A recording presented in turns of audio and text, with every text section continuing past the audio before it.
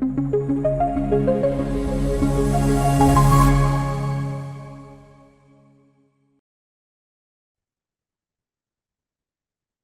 buenos días a todos. Vamos a continuar con el tema de ayer, que era precisamente esa definición y esa clasificación de el autismo.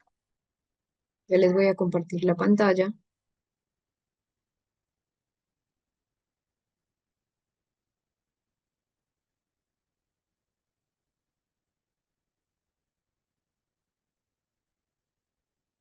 Ayer estuvimos hablando de esas hipersensibilidades. Hablábamos también de los signos de alarma en el trastorno del espectro autista y empezamos a dialogar sobre lo que eran esas habilidades que muchos, no todos, pero sí muchos tienen en el trastorno del espectro autista. Entonces, uno de ellos es de Steven Wilshire. De hecho, pues muchas personas tienen muchos puntos fuertes, son capaces de aprender detalladamente cosas y recordar información por largos periodos de tiempo. La buena memoria a nivel visual también. Yo les mencionaba ayer lo que es la memoria eidética. ¿Qué te refieres, Edwin?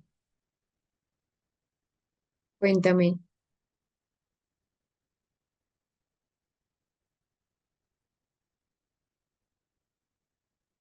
La memoria eidética también sobresalir en,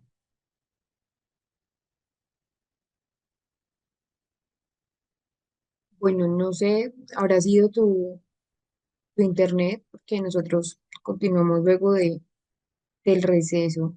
Si algo puedes ver también las grabaciones que les comparten a ustedes a través del WhatsApp. Sobresalir en matemáticas, en ciencia, en música, en arte, en aspectos que requieren mucho lujo de detalle, atención al detalle. Y acá está uno de ellos, entre muchos de hecho, pero tenemos a Alex Baker. Alex es un niño, es británico y tiene una muy buena memoria fotográfica, una muy buena memoria eidética y esto le permite también reproducir estos dibujos, estos esquemas. De hecho, ha empleado pues su talento para poder hacer un uso de bocetos y hacer, por ejemplo, un horizonte de Manhattan o el Parlamento de Londres. Bueno, es un niño con muchísimo talento, es uno de ellos, Alex Baker, pero el más famoso y que creo que la mayoría de personas conocen es Steven Wiltshire. Steven es un artista excelente, de hecho, lo han puesto a prueba muchas veces porque muchos dudan también de su talento, de si es cierto que es tan talentoso, porque esa habilidad de la memoria idética, pues para muchos es em, increíble. De hecho, es un artista británico también, es reconocido a nivel mundial. De hecho, como les digo, ha viajado por múltiples países, ha puesto a prueba su habilidad para dibujar esos paisajes urbanos con una precisión casi que fotográfica y muchas veces lo necesita una sola vez para poder retratar y recalcar esa parte. Entonces es un punto muy valioso de comprender que las personas con autismo pueden tener diferentes habilidades. De hecho, al principio Steven Wilshire era una persona no verbal. Era una persona que solo empezó a hablar a los 4 o 5 años aproximadamente, no hablaba, tenía grandes desafíos a nivel comunicativo, que ayer hablábamos también del autismo no verbal, y que en esa parte del dibujo eh, encontró también esa habilidad para poder comunicarse. A veces nosotros pensamos que la única vía de comunicación es la vía oral y no, o es la vía verbal y no. De hecho, hay muchos tipos de comunicaciones y es comprender cuál es el fuerte o cuál es la fortaleza que va a tener la persona con autismo. Entonces, el talento de Steven Wilshire, pues con esas habilidades tan excepcionales, nos recuerda la importancia de poder reconocer, nos recuerda la importancia de poder saber cuáles son esos talentos y poder estar muy atentos a esas habilidades que muchas personas con autismo poseen.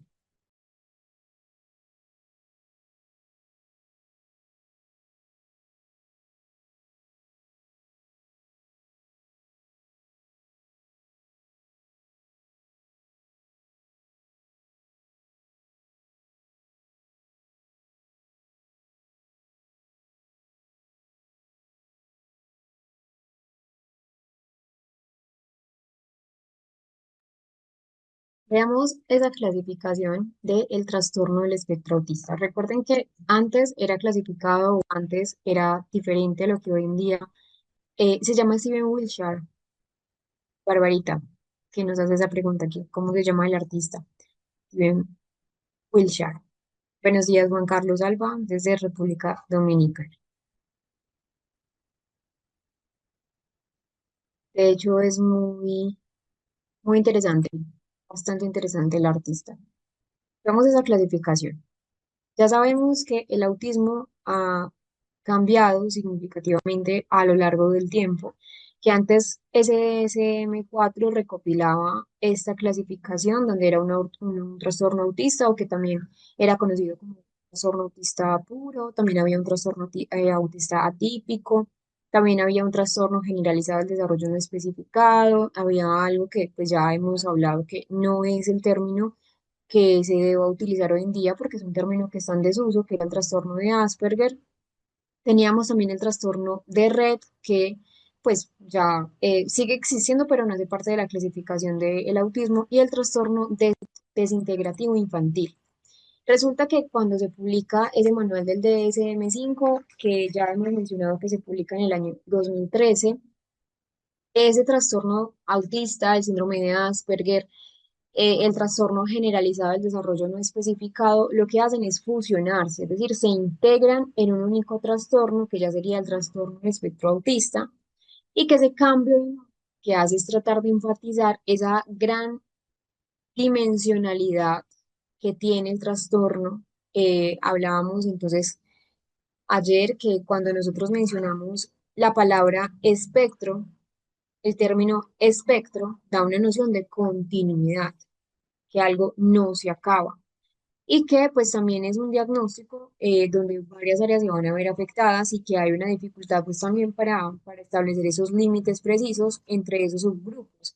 Entonces, como había tanta dificultad, lo que quisieron hacer principalmente era pues quitar toda esa clasificación diagnóstica y solo dejarlo en uno y cambiar los niveles, es decir, ya solo dejar tres niveles, grado uno, grado 2, grado 3 y por ejemplo el tema de lo que es el síndrome de Rett, el trastorno desintegrativo infantil, dejan de ser recopilados en el DSM-5. Ellos ya no están allí. ¿Por qué? Porque el primero, es decir, el síndrome de Rett, tiene una clara base genética. Y el segundo, que era el trastorno desintegrativo infantil, lo quitaron porque había unas dificultades significativas con ese tema de la validez.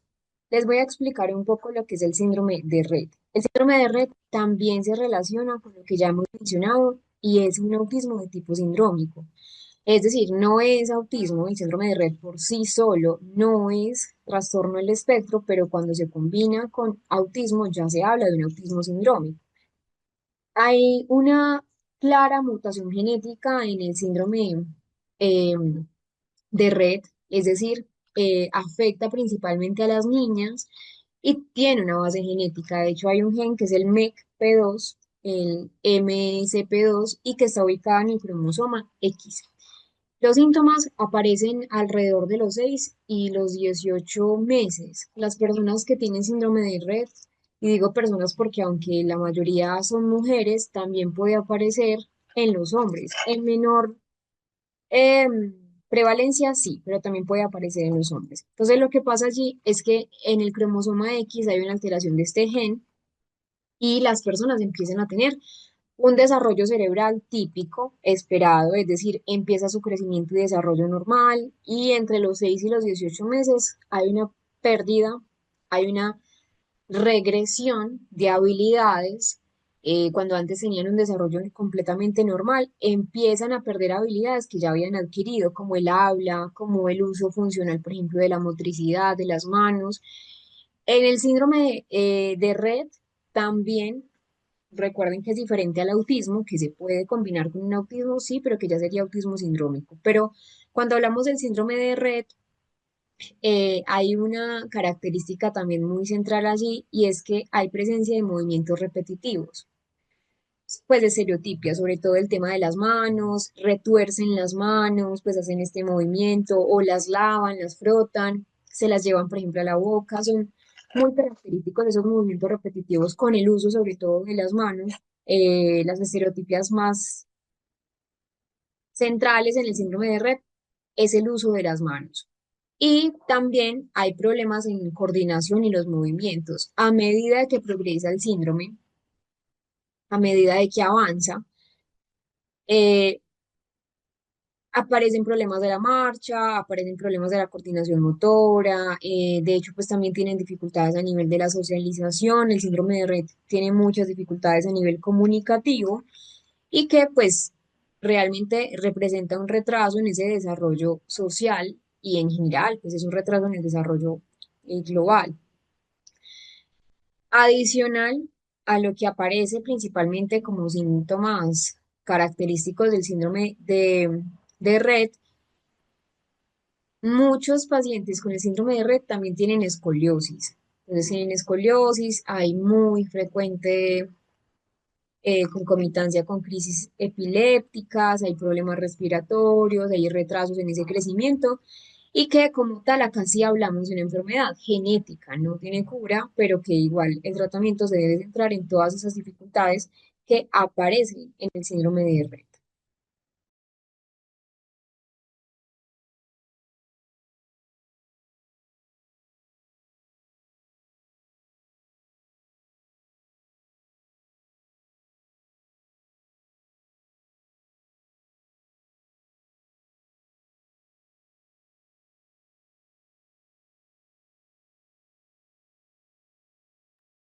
Bueno, acá tenemos esos signos y esos síntomas a partir de las clasificaciones actuales, es decir, del DSM-5, pero antes quiero resolver una duda o una pregunta que estaba por acá en el chat de Lady Jiménez.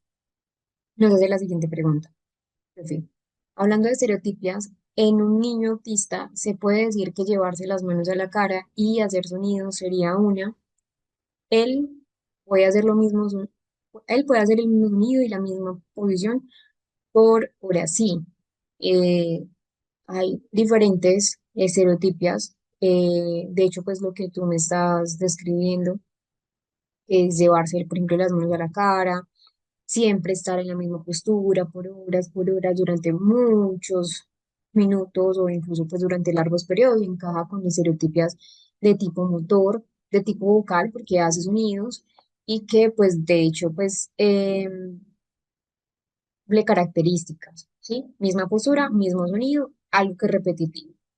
No cambian, siempre son los mismos, es decir, diferente fuera que un día hiciera esa y al mes hiciera otra completamente diferente, y la prolongación en el tiempo, pues son muchas horas, no es funcional desde lo social, pero sí funcional para el niño, porque recuerden que las estereotipas lo que hacen es manejar o trabajar ese sistema de autorregulación.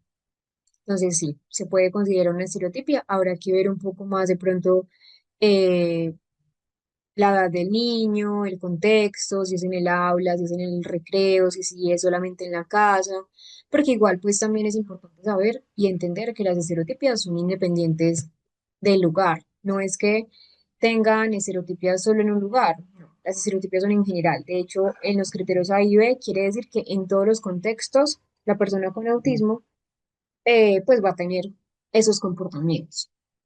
Veamos los niveles de apoyo. Se habla de nivel de gravedad, pero es preferible, creo yo, llamar niveles de apoyo. Son esos niveles que la persona con autismo requiere, esos apoyos que requiere, por ejemplo, en la vida cotidiana, en la socialización, en cómo está, por ejemplo, el tema de las estereotipias, que pues acá me hacían la pregunta. Si es nivel uno necesita una ayuda menor. Necesita ayuda, sí, pero necesita una ayuda menor en el nivel uno, pues es una comunicación social donde las dificultades son notables, sin apoyo adicional pueden tener dificultades, puede ser que en una conversación, bueno, en un entorno social le cueste iniciar esas conversaciones, le cueste iniciar esas interacciones sociales, pero que puede ser que no presente problemas para mantener esa conversación, puede ser que le cueste iniciar o de pronto puede tener problemas para mantener esa reciprocidad conversacional. Puede ser la típica persona que parece socialmente raro o socialmente rígido, va a tener dificultades, por ejemplo, en interpretar las normas sociales, esas normas que son más sutiles.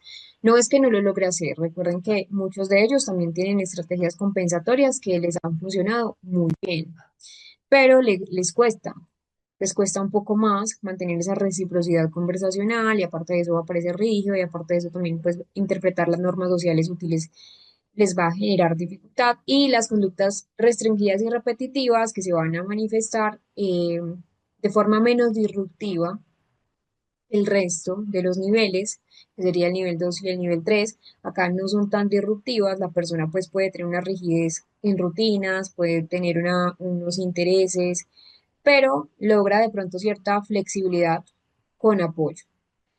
Un ejemplo muy típico es un niño que de pronto habla muy fluidamente, pero no entiende los sarcasmos, no entiende las bromas, se angustia si, por ejemplo, cambia algo en la rutina del colegio y por eso requiere apoyos. Veamos un caso clínico. Mateo es un niño de 7 años y 3 meses que cursa el segundo grado de primaria en un colegio regular con inclusión. Es referido para evaluación debido a dificultades en la interacción social y patrones de comportamiento repetitivos que interfieren con su desempeño escolar y convivencia con sus compañeros. Su madre menciona que siempre ha tenido un comportamiento, entre comillas, diferente en comparación con otros niños de su edad, describiéndolo como muy inteligente, pero con dificultades para relacionarse socialmente.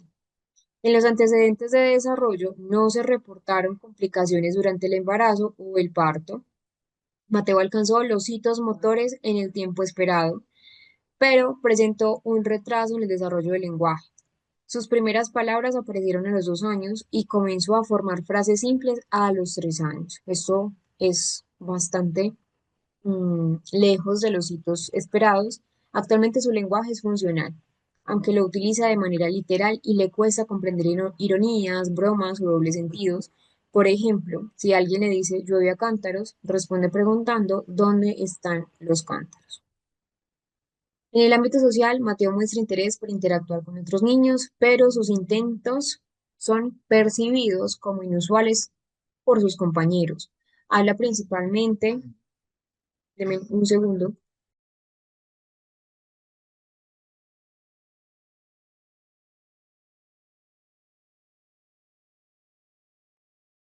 Habla principalmente, mm,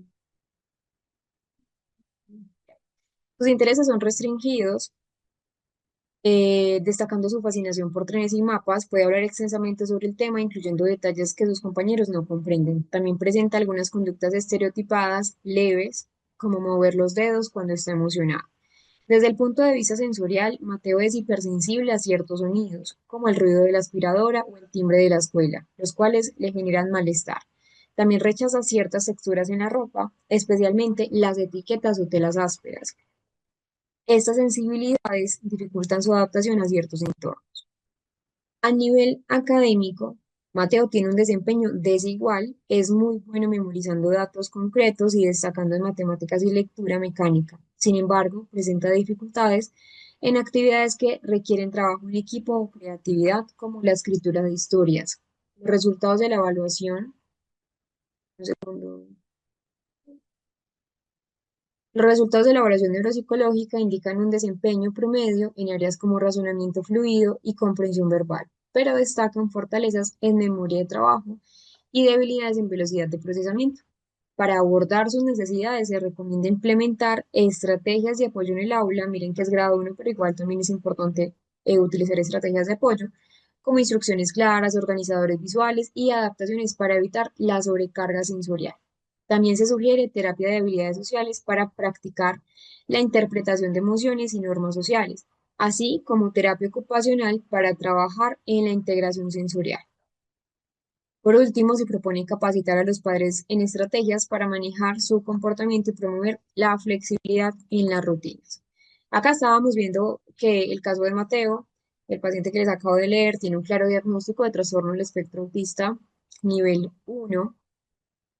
Unas recomendaciones es que necesita apoyo escolar, implementar adaptaciones, uso de pictogramas, a pesar de que es grado 1 y es verbal, pues la idea es que pueda favorecer mucho más esas dinámicas de comprensión, el espacio tranquilo porque hay una sobrecarga sensorial en él, las terapias, que la idea es que se practique cómo iniciar, cómo mantener y cómo terminar conversaciones, y la terapia ocupacional. ¿Para qué? Para la integración sensorial. El apoyo familiar siempre es importante. Antes de pasar a ver este grado 2, observemos el caso clínico que está en el material de estudio, ya se los voy a presentar.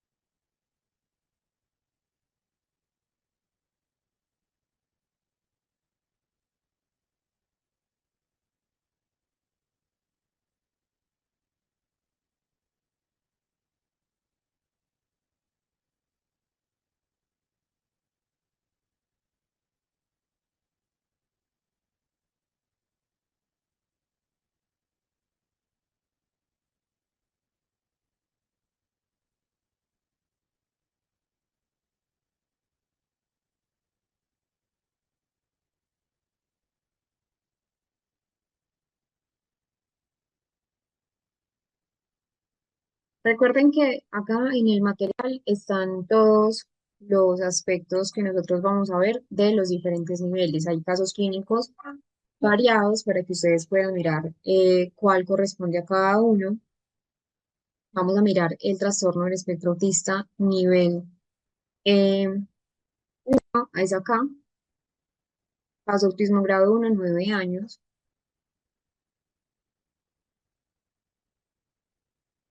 Les voy a dar un minuto para que lo puedan buscar y lo puedan eh, conocer. Para que iniciemos también con esa explicación.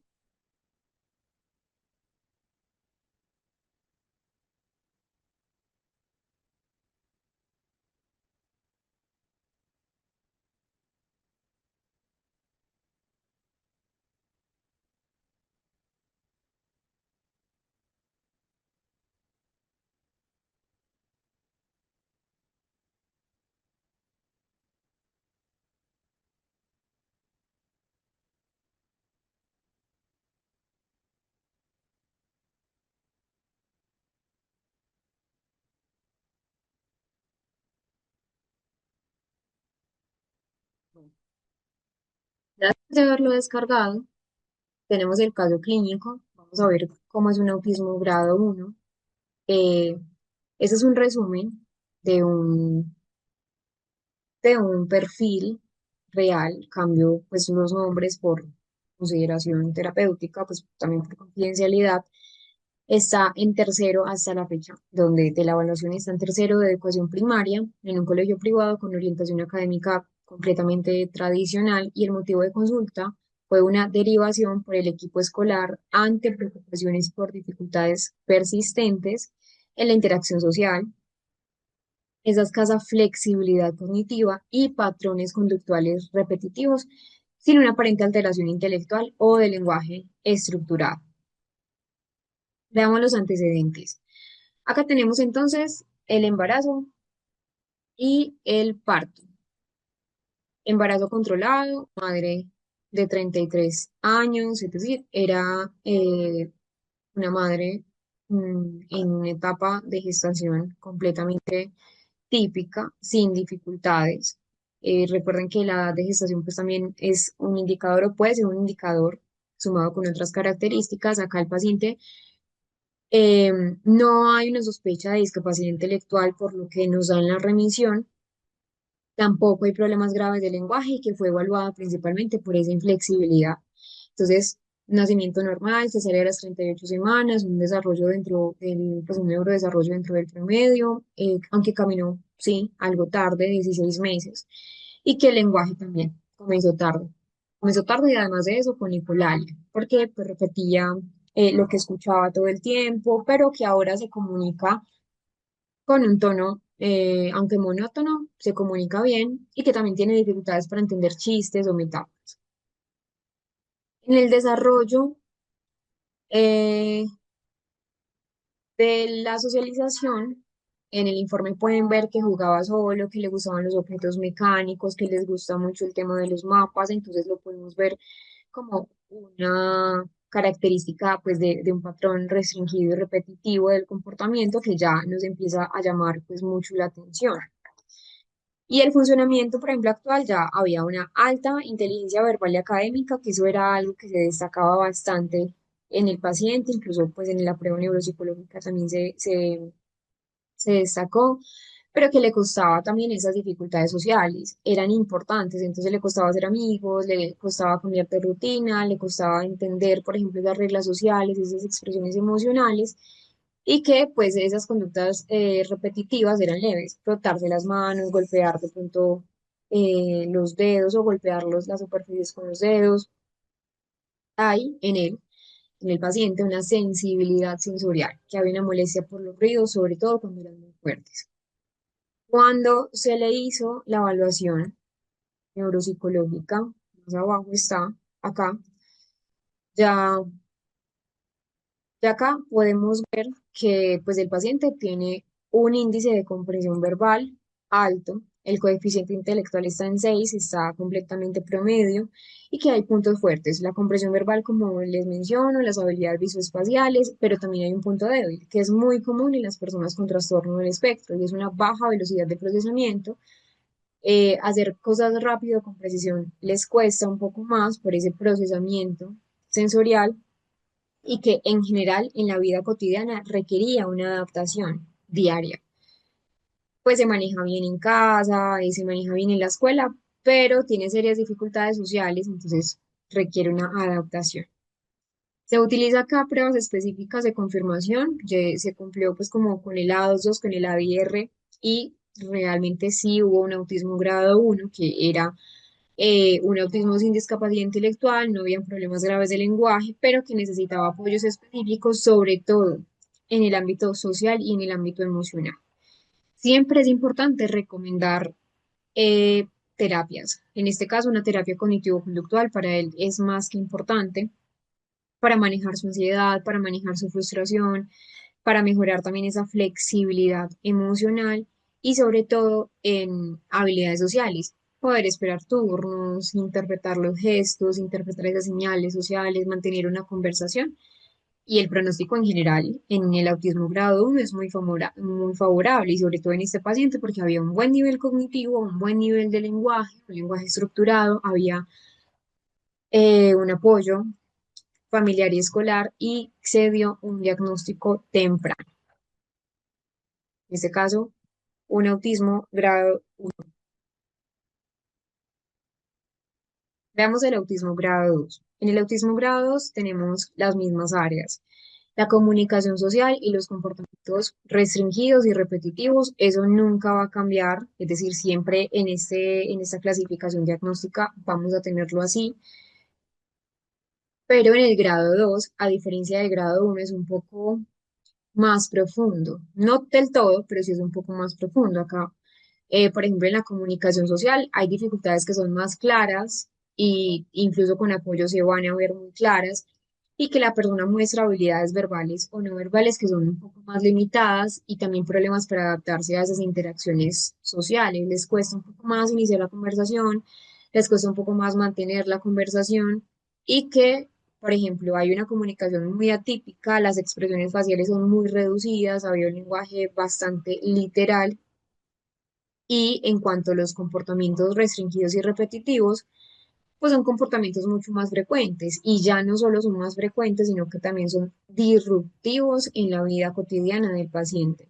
Eh, Cambiar, por ejemplo, de actividad, o cambiar o adaptarse a lo que es inesperado les cuesta muchísimo más, hay más dificultades en la adaptación, y hay mayor dependencia de pronto de rutinas, mayor apego a las rutinas, mayor apego a los objetos, mayor apego a sus intereses que son específicos. Un ejemplo típico es un adolescente o un adulto joven que necesita siempre o necesita de ayuda para manejar esas interacciones sociales que son básicas, saludar, despedirse, y que también adicional a eso, pues pueda presentar una conducta que es repetitiva, y todavía está con esa parte de las estereotipias. Las estereotipias siempre llevan a mantener eh,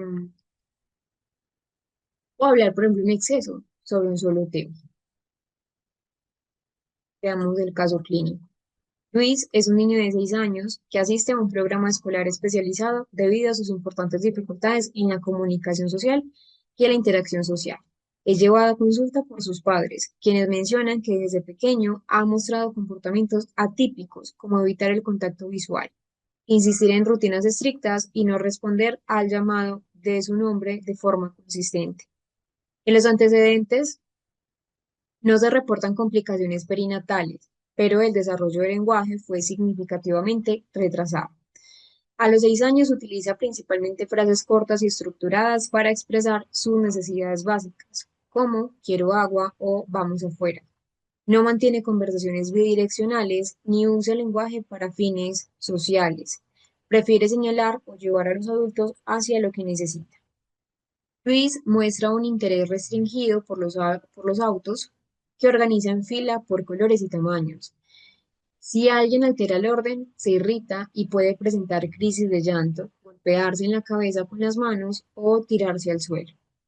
Lo que ayer hablábamos de las crisis sensoriales. Esas conductas ocurren también cuando sus rutinas diarias se ven interrumpidas como si hay un cambio inesperado en el camino al colegio. A nivel sensorial, es muy sensible a ruidos fuertes, como el de una licuadora o un claxon, lo que le genera angustia. También evita texturas específicas en la comida, prefiriendo alimentos con consistencias suaves como purés y yogur. En el ámbito social, Luis interactúa principalmente con adultos y lo hace de manera limitada. No busca el juego con otros niños y, aunque se muestra afectuoso con sus padres, ese afecto es expresado de forma ocasional y poco espontánea. Requiere apoyo constante para participar en actividades cotidianas como vestirse o comer, ya que tiene dificultades para iniciar y completar tareas de forma independiente. Acá vemos un claro caso de un autismo en el grado 2. Las dificultades ya son muchísimo más marcadas. Miren que las dificultades acá ya son bastante significativas, diferente a lo que vimos en el autismo, por ejemplo, nivel uno, que aunque les da dificultad, pues no son tan marcadas.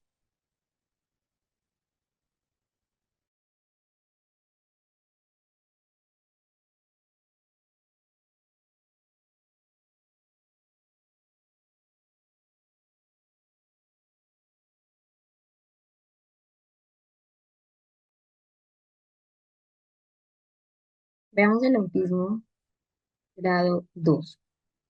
Ya tenemos entonces una edad de 6 años y 4 meses. Vamos a tener un minuto para que lo puedan descargar y podérselos explicar.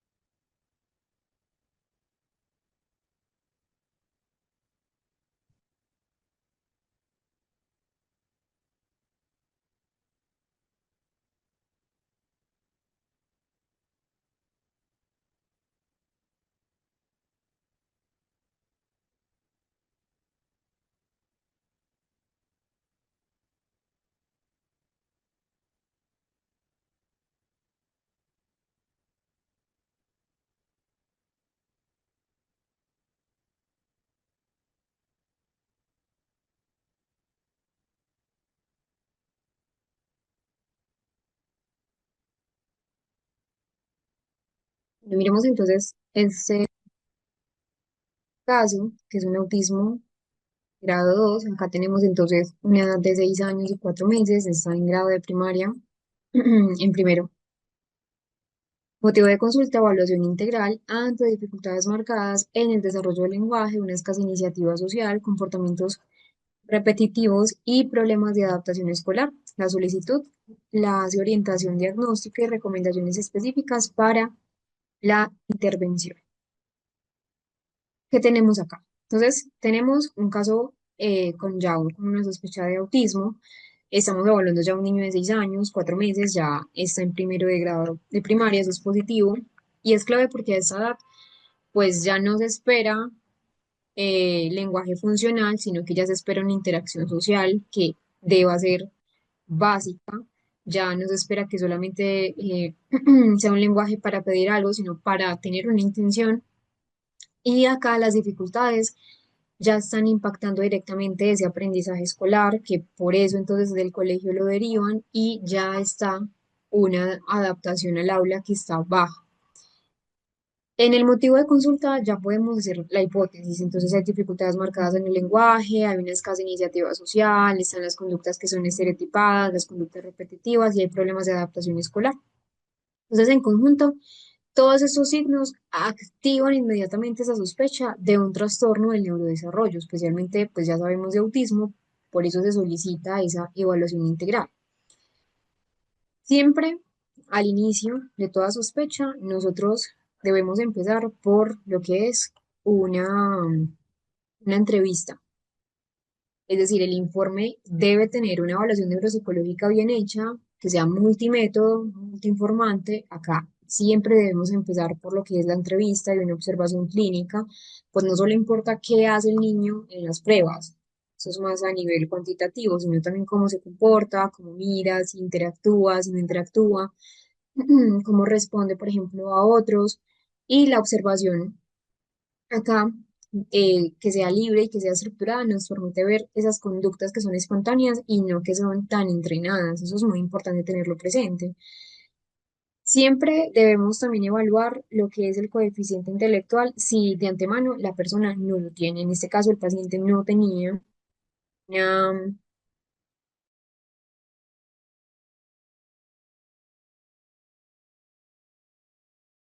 no solo el coeficiente intelectual, sino también ese perfil cognitivo. Lo que pasa, se quiso utilizar la WIPSI porque pues tenía 6 años, 4 meses sí, pero que pues su sospecha también de un coeficiente intelectual de pronto no era muy amplia. Entonces la WIPSI, para no castigarlo tanto, también la figura compleja de Rey para mirar esa organización, esa planificación de la memoria visual y otras pruebas complementarias para mirar función ejecutiva como la NEPSI, como un patrón de Go-No-Go y la flexibilidad.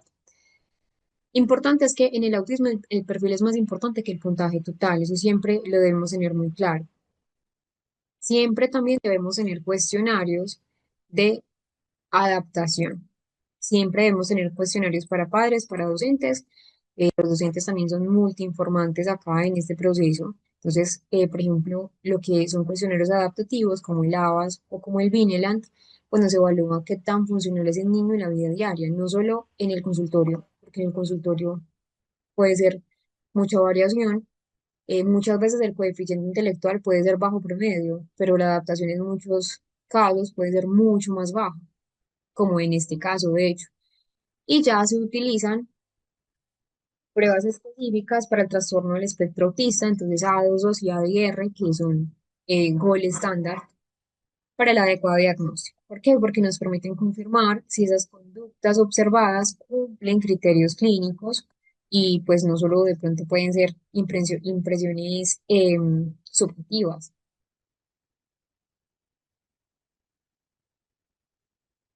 Antecedentes, esto es también muy importante tenerlo en cuenta, lo que son los antecedentes.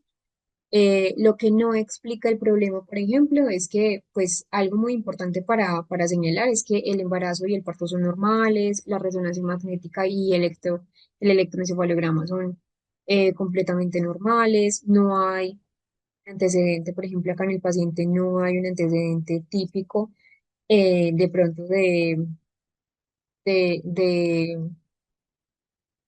bueno, de características, por ejemplo, de enfermedades neurológicas ni genéticas que sean previamente conocidas. Entonces ya sabemos que el autismo no requiere pues una, una, um, una asociación con esa parte de los parámetros genéticos. Que en el informe sí es importante para que lo tengan en cuenta. La marcha fue tardía, 16 meses.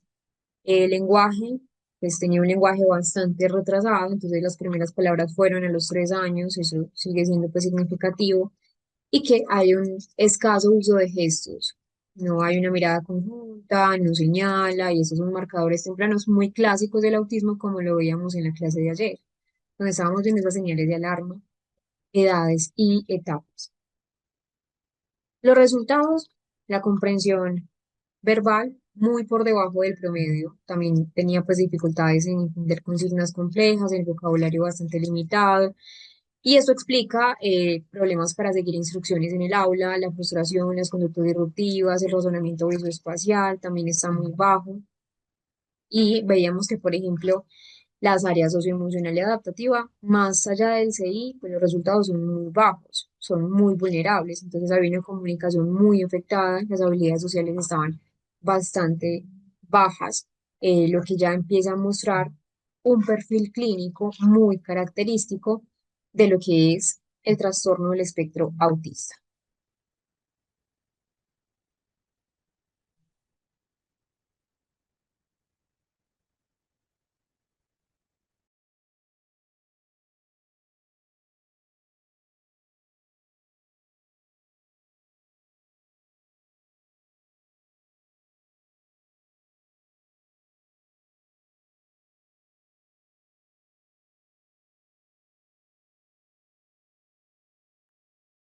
Bueno, vamos a ir a nuestro descanso. Cuando regresemos, vamos a hablar de el autismo nivel 3 para que podamos conocer un poco más sobre esas características diagnósticas, cómo son los comportamientos restrictivos, cómo son esos intereses y la parte también de la comunicación y la socialización.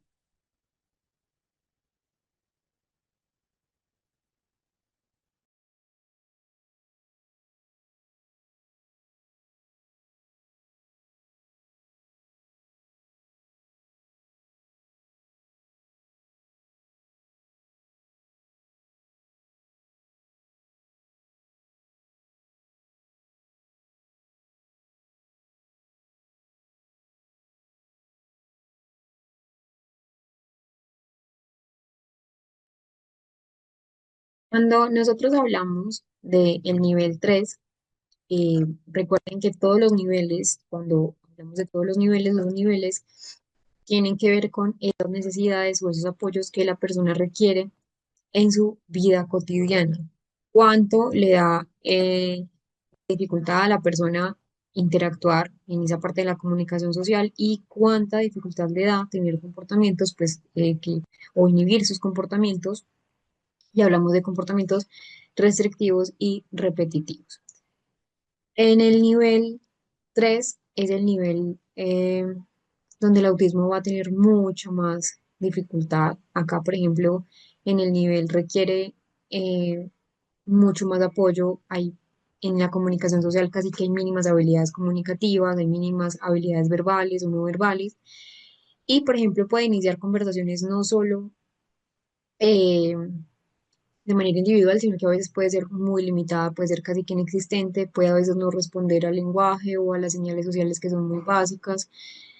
En el tema de las conductas restringidas o repetitivas, hay conductas, por ejemplo, que son sumamente rígidas, ya hay marcadores disruptivos, ya todo el tiempo puede estar de pronto interrumpiendo su buena calidad de vida.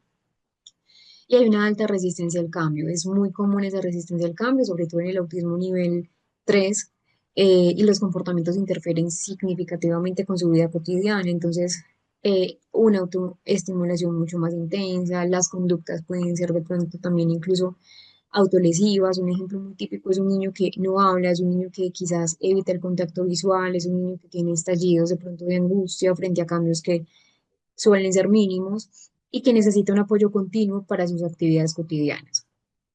Algo a tener en cuenta antes de ver el ejemplo de un caso clínico nivel 3 es que cuando hablamos de estos grados, la gravedad cambia con el tiempo y que ayer también era una pregunta que me hacían, si la gravedad del autismo, si esos niveles de apoyo todo el tiempo son iguales o van a cambiar. No, todo el tiempo cambian, pueden cambiar. Puede ser que eh, para una persona esa intervención temprana, ese entorno seguro, las oportunidades educativas sean beneficiosos y puede cambiarte un nivel 2 o un nivel 3. Por eso siempre es importante tener esos apoyos adecuados, porque los apoyos adecuados modifican de manera significativa esos niveles de apoyo, modifican significativamente ese funcionamiento de una persona y esa adaptación al entorno. Cuando hablo de los niveles no son etiquetas permanentes. Una persona puede tener un nivel 1 de hecho, en comunicación social y puede tener un nivel 2 en conductas repetitivas, por ejemplo. Entonces, no reflejan una camisa de fuerza, no son absolutos y tampoco reflejan esa inteligencia. Es decir, hay personas con autismo en todos los rangos de capacidad intelectual, desde capacidad intelectual hasta altas capacidades, desde discapacidad intelectual, perdón, hasta altas capacidades. Entonces, los niveles de gravedad del autismo no buscan etiquetar a la persona, sino más bien orientar ese tipo de intensidad, esos apoyos que necesitan y que la idea es poder comprender en qué punto está el estudiante, en qué punto está el paciente para planificar esas intervenciones y ajustarlas a las necesidades. Veamos el autismo nivel 3. Ana es una niña de 5 años que asiste a un centro terapéutico especializado, ya que presenta severas dificultades en la comunicación, en la interacción social y en conductas adaptativas. Es llevada a consulta por sus padres debido a su incapacidad para comunicarse verbalmente, crisis de irritabilidad y comportamientos autolesivos. En los antecedentes se reporta un plano con retrasos activos, no alcanzó el índice esperado, que a los 5 años no utiliza palabras, comunicándose únicamente mediante llanto, gritos o llevando la mano de un adulto hacia el objeto que desea. No señala, no responde a su nombre y no muestra interés por interactuar con otras personas, incluyendo a sus padres. Ana presenta patrones de comportamiento altamente restrictivos y repetitivos, pasa largos periodos meciendo su cuerpo hacia adelante y hacia atrás y puede observarse mirando fijamente luces o girando objetos repetidamente. Esas actividades ocupan la mayor parte de su tiempo, que de hecho también era una pregunta que me hacían ahora, o un ejemplo clínico muy similar a este. Cualquier interrupción de esas conductas provoca crisis intensas de llanto, gritos y en ocasiones conductas autolesivas como morderse las manos.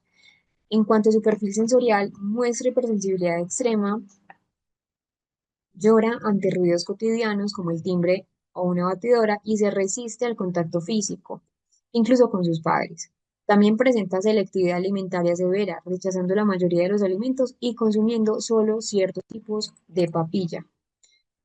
Adicional a esto, la paciente no participaba en actividades grupales, no participaba en juegos, requería siempre una supervisión para casi todas las actividades básicas de su vida cotidiana, no se alimentaba sola, no se bañaba sola, no iba al baño sola, mostraba también una conexión muy mínima con su entorno, casi nula, se podría decir, que cuando se le habla o cuando se le intentaba consolar no había ningún tipo de respuestas. Eso es un caso muy típico de un autismo nivel 3, donde usualmente son personas que no tienen lenguaje verbal. Veamos aquí en los casos clínicos,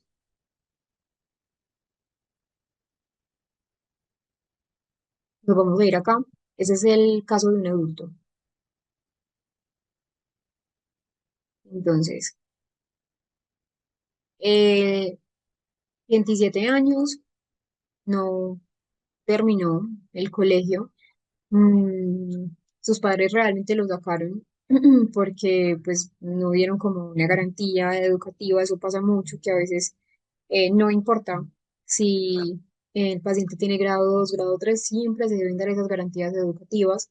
Y el motivo de consulta es una valoración neuropsicológica para clarificación diagnóstica, porque ya había una sospecha diagnóstica de trastorno del espectro, pero al principio pensaban que tenía otro tipo de diagnóstico.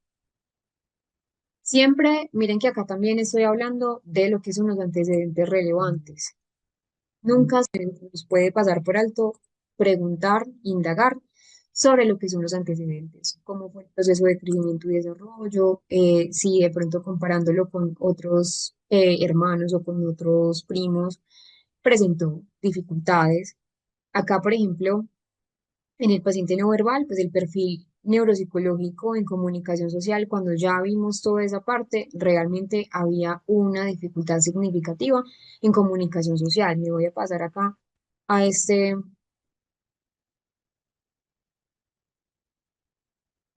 la evaluación neuropsicológica. Principalmente se utiliza la prueba Leyrer porque él era completamente no verbal. De hecho, su intención comunicativa era nula, no miraba a nadie, era como si no estuviese en el espacio.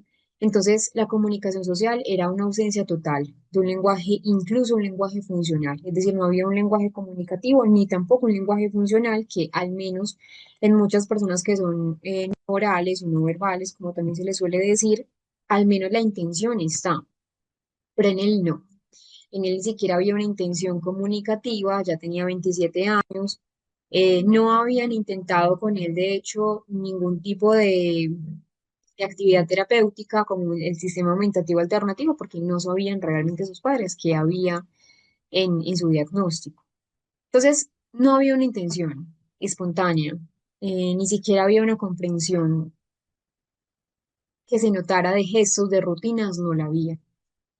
Pero algo adicional a esto, a las dificultades en el lenguaje, es que tenía o presentaba conductas repetitivas, entonces tenía aleteo, tenía balanceo, tenía ecolalia, tenía una ecolalia no funcional, eh, tenía una rigidez extrema ante los cambios, entonces esto también generaba que el paciente pues, tuviera una conducta agresiva. Recuerden, en el autismo no hay agresión, no es un perfil que, o no es una lista de chequeo que uno diga, sí, en el autismo hay agresión, no. Recuerden que es secundario a no saber de pronto expresar sus emociones o a no saber nombrarlas como tal.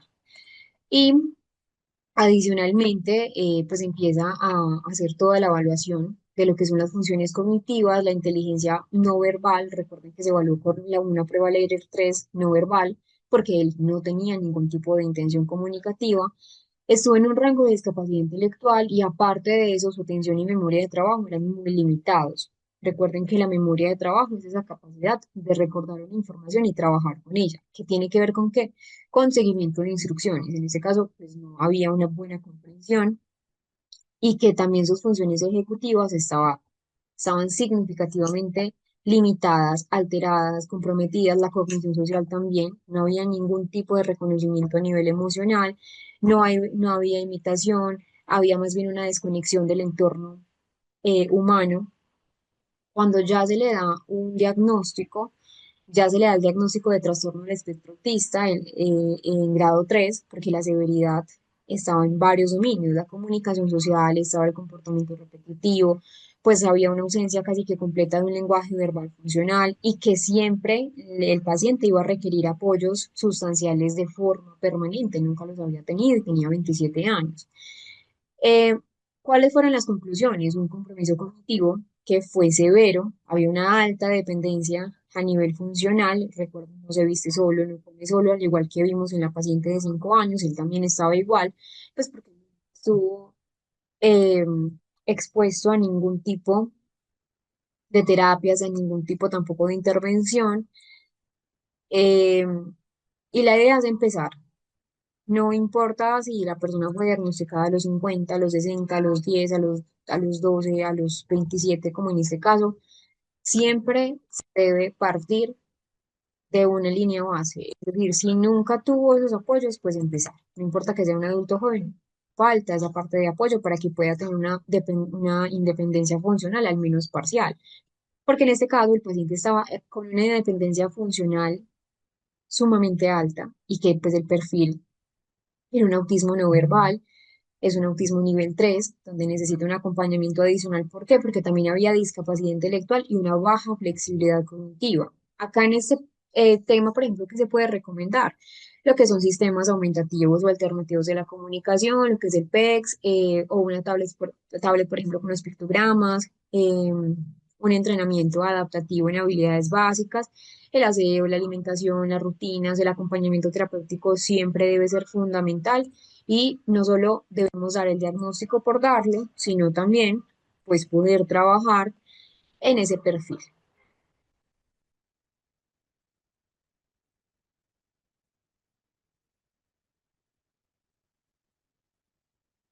Veamos los criterios diagnósticos del trastorno del espectro autista. El DSM-5-TR, que es la clasificación actual, está en la mayoría de los países, casi que en todos, exceptuando en Inglaterra, donde utilizan el CIE-11 como oficialmente un manual utilizado para el diagnóstico del autismo. Nosotros, como clínicos, ojalá utilicemos ambos, el DSM-5 y el CIE-11. ¿Por qué? Bueno, el CIE-11 es la clasificación actual, pero por ejemplo en Colombia aún en los sistemas de salud se utiliza el CIE-10 porque pues hay muchos cambios, bueno, eso es más algo interno y debemos utilizar el mismo lenguaje, tanto DSM como el CIE. El CIE es de la Organización Mundial de la Salud y el DSM es de la Asociación Americana de Psiquiatría. La idea es que se utilicen ambos. ¿Por qué? Porque cuando nosotros vamos a derivar ejemplo, a un paciente a neurología, a un genetista, pues la idea es que utilicemos el mismo lenguaje. Y los médicos utilizan principalmente el CIE, que es de la Organización Mundial, pero también debemos colocar en el informe el DSM-5 y el CIE, dependiendo de la numerología que utilicemos, si es 10 o 11, dependiendo del país. Pero en general en todos los países utilizamos el DSM-5 como principal. Nosotros tenemos dos clasificaciones principales, la A y la B, pero también tenemos adicional otros tipos de clasificaciones que están en el DSM que nosotros no debemos obviar, que son sumamente importantes en esos criterios diagnósticos. En este caso, el criterio A tiene que ver con unas dificultades en la comunicación y la interacción social. Recuerden los niveles de apoyo que necesitan. De ahí se derivan de estos, del criterio A o el criterio B. En este caso, por ejemplo, el criterio A quiere decir que a la persona le cuesta relacionarse, a la persona le cuesta comunicarse, como lo hace la mayoría de las personas. Le cuesta un poco ir más allá, entonces son dificultades que van a estar presentes en varios contextos, en el colegio, en la casa, en las actividades extracurriculares, en el parque de juegos, etcétera. Y tenemos tres aspectos que nos propone el DSM, que son estos.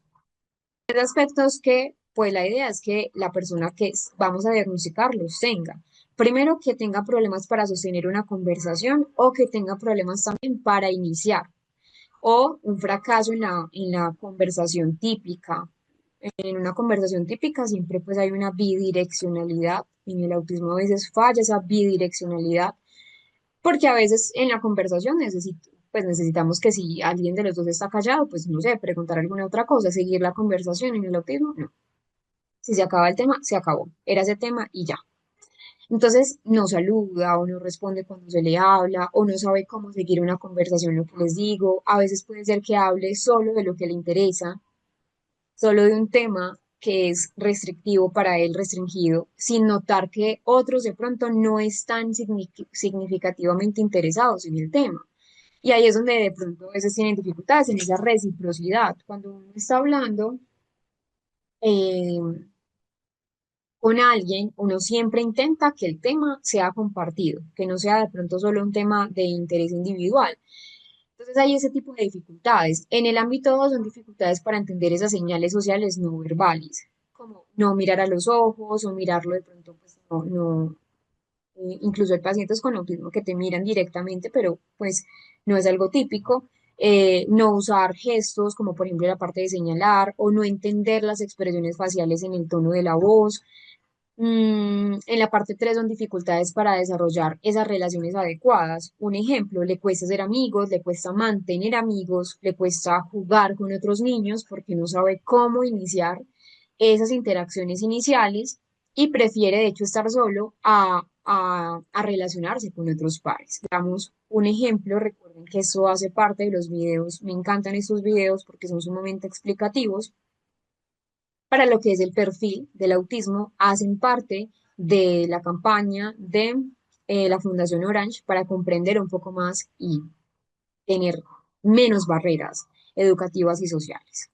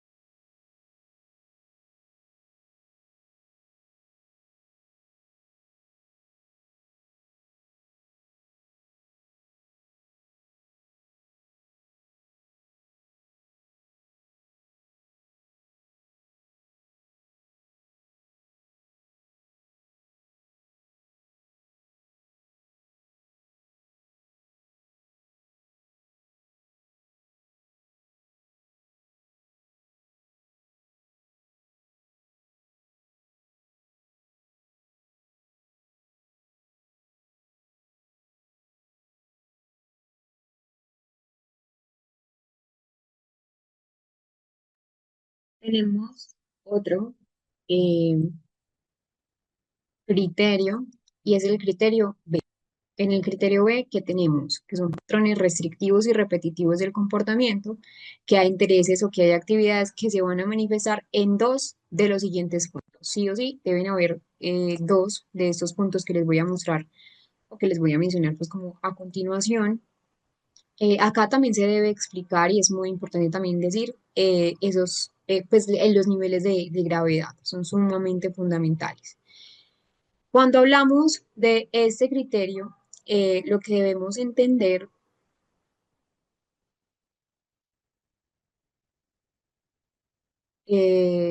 son varios aspectos. Siempre también debe ser en todos ámbitos. No es que, por ejemplo, en la casa sí, pero en el colegio no. No, debe ser en todas partes. Y son conductas o intereses que van a ser restringidos. Entonces son acciones, son formas de pronto de pensar que se repiten continuamente, que se repiten mucho más de pronto de lo usual y que son muy intensas y además intensas específicas. Entonces son los movimientos, por ejemplo, repetitivos, ese uso repetitivo de pronto de objetos, ese uso repetitivo también de palabras, que sería la ecolalia, aletear las manos, retorcer, por ejemplo, las manos, balancearse, gira el objeto, repetir frases, repetir sonidos, que como les digo es la colalia.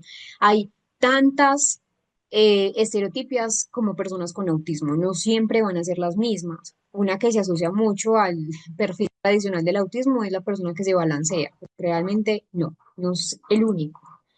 Y esa es la primera. Luego tenemos una necesidad de rutinas o una resistencia a los cambios, es decir, se enoja si algo cambia de lugar o si la rutina de pronto se altera, entonces ir al colegio por otro camino o el día que de pronto no se puede ir al colegio puede ser para ellos una sensación de malestar, que también hay intereses muy intensos y también intereses demasiado específicos. Entonces, un interés muy fuerte por un tema que pueden ser los dinosaurios, que pueden ser los mapas, que puede ser de pronto el sistema solar, que puede ser pues que hable de eso todo el tiempo y también que hay reacciones inusuales a estímulos sensoriales. Entonces, por ejemplo, se tapa los oídos ante sonidos que pueden ser muy normales o busca evitar ciertos olores,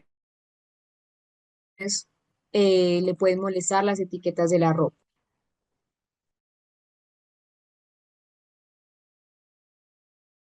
Recording in progress.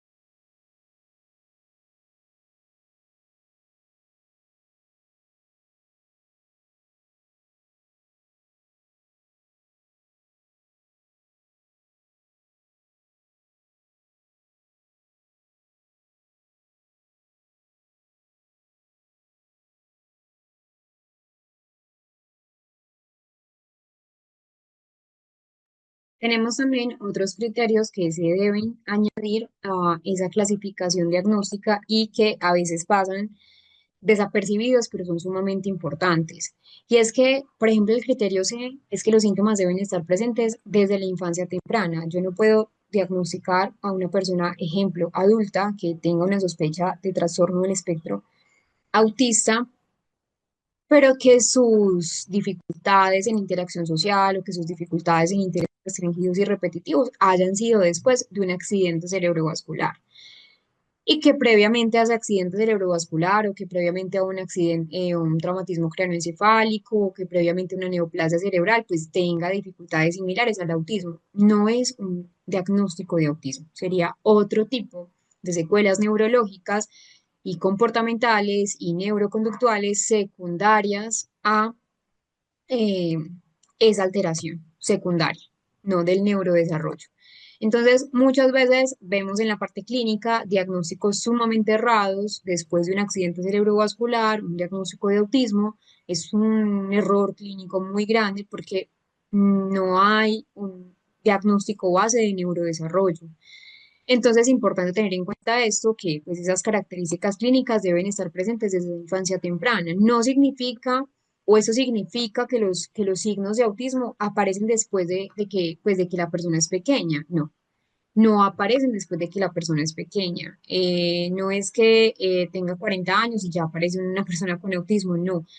A veces no se notan claramente hasta que de pronto esas demandas sociales o esas demandas, por ejemplo, en las rutinas cambian. Y es allí donde se empiezan a notar. Y es allí donde las demandas sociales aumentan y aparecen las dificultades, como entrar al colegio, entrar al jardín de niños. Entonces puede ser un niño que desde bebé no respondía a su nombre, que no señalaba para pedir cosas, o era un niño que de pronto pues no jugaba como los demás, aunque no se note hasta los 3 o 4 años. Eso es importante. El criterio es que los síntomas causan un impacto significativo en la vida social, en la vida laboral o en otras áreas importantes de la vida. Es decir, las características del autismo no son solo es que es diferente, no, afectan realmente ese funcionamiento diario de la vida de la persona. Si nosotros no seamos conscientes de ese impacto, así nosotros de pronto no veamos el impacto, él tiene malestar cuando se cambia de rutina. Entonces, el niño que tiene dificultades para hacer amigos, el niño que tiene dificultades para adaptarse a la escuela o manejar los cambios de pronto del entorno, va a afectar su bienestar y su desarrollo. Muchos niños, por ejemplo, en grado uno, que no se nota tanto ese malestar o que de pronto esas conductas no son tan disruptivas como lo hablábamos ahora, puede ser que otra persona no note que realmente están teniendo dificultades, pero el hecho de que no lo notemos no quiere decir que no existan. Y en el criterio E son dificultades que no se van a explicar mejor por una discapacidad intelectual o por un rasgo global del desarrollo. Entonces, ¿qué significa esto? Que aunque una persona pueda tener también una discapacidad intelectual, porque en el autismo también puede concomitar con una discapacidad intelectual, no son mutuamente excluyentes, como les digo, es un espectro. Hay personas que están clasificadas dentro de una discapacidad intelectual, como hay otras que tienen un alto coeficiente intelectual, un perfil de funcionamiento pues de alto y que pueden concomitar.